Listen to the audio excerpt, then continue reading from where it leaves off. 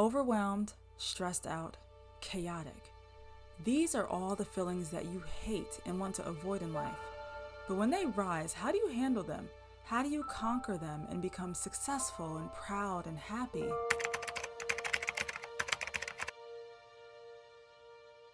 There are some people that are firm believers in planning and organizing their life to conquer this, and I am one of those people. I'm going to teach you over a series of videos how you can organize your life. Let's begin. To brain dump or not to brain dump? This is basically your assigned time to take all the chaos going on in your head, take it and put it on a sheet of paper, empty all that out, and you write it in a to-do list format. Give yourself ample time to do this. I like to take the first 15 to 20 minutes of my day to clear my head by doing this. You can use a regular notebook, you can type, or you can create a visual format in a map form if you have things that connect. This should be done daily, since your life is constantly evolving. I noticed that people can get stuck when creating a to-do list, but brain dumping is different. You're going to be creating tasks that are by priority first. Never attempt to tackle your brain dump all in one day. You want to avoid being stressed out and overwhelmed, right? And when I say priorities, I mean writing down things that are going to be happening for that week, and then breaking down that list into writing down 3 things that are going to be happening daily to achieve the goals for that week. Here's an example of how I do it. This is my weekly to-do list that I pulled from my brain dump. Okay, so daily, you want to focus on just 3 tasks from your brain dump.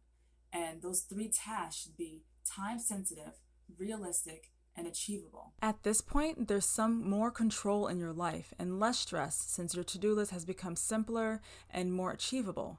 The amount of time it will take you to do this will vary person by person, but will decrease in time when completed more often. The next step is to conquer short-term goal setting. For our planning and organization technique to work, we need to focus on a 30-day short-term goal with 3 to 5 categories pulled from our brain dump. I like to call these SMART goals because of the acronym that stands for specific, measurable, achievable, realistic, and has a time frame. Let's use an example for reference. Say you have 4 categories to work on in your 30-day short-term goals. Let's use career, wellness, financial, and fitness for your 4 categories. So let's say within your career category, you want to apply to 3 to 5 jobs weekly that are related to your field that is also full-time. This is a SMART goal because it is specific, measurable, achievable, realistic, and has a certain time frame. Okay? Let's try another one. The next category in this example of short-term goals is wellness. Let's say the 30-day goal is to write 1 entry in your guided journal daily every evening. Again, this is a specific, measurable, achievable, realistic goal within a certain time frame. Let's finish the last 2 categories, finances and fitness. With finances, our example is to do a no spend challenge by not spending any money for the 3rd week within that month for our budget. And that means not spending any money unless it's for expenses only, not any extra money. And then for finances, our goal would be to go to the gym 3 times a week, every week for the next 30 days.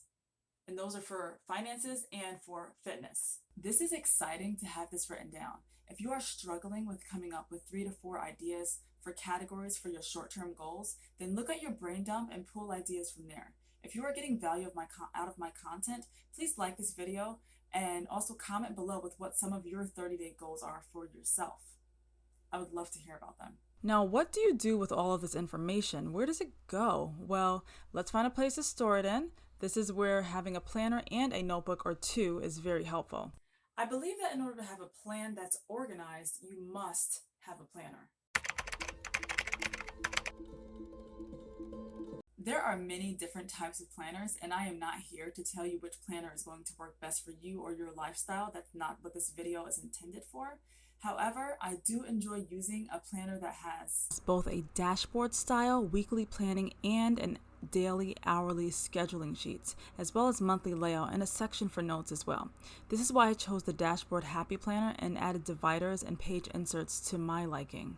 I think before you go out and buy any planner, that you want to make sure that the planner fits your needs, plans, and long-term desires. It's also important to keep in mind that they can come in a variety of sizes. So you want to make sure that it can fit into a bag that you normally carry so that you can have it easily accessible to you. I know that digital planners are also popular, and this is a personal preference that you must figure out for yourself with trial and error. However, if you are new to planning, I definitely recommend using a planner that is tangible, like a physical planner. So when you're starting out, it's just a little bit easier for you to transition into planning. Okay, I will see you in part 2 of our 3-part series on how to plan and organize your life 101. In our next video, we're going to talk about how to get into a rhythm of planning and organizing your life with daily, weekly, and monthly routines with planning and organizing. I'll see you in the next video. Don't forget to comment, like, and subscribe.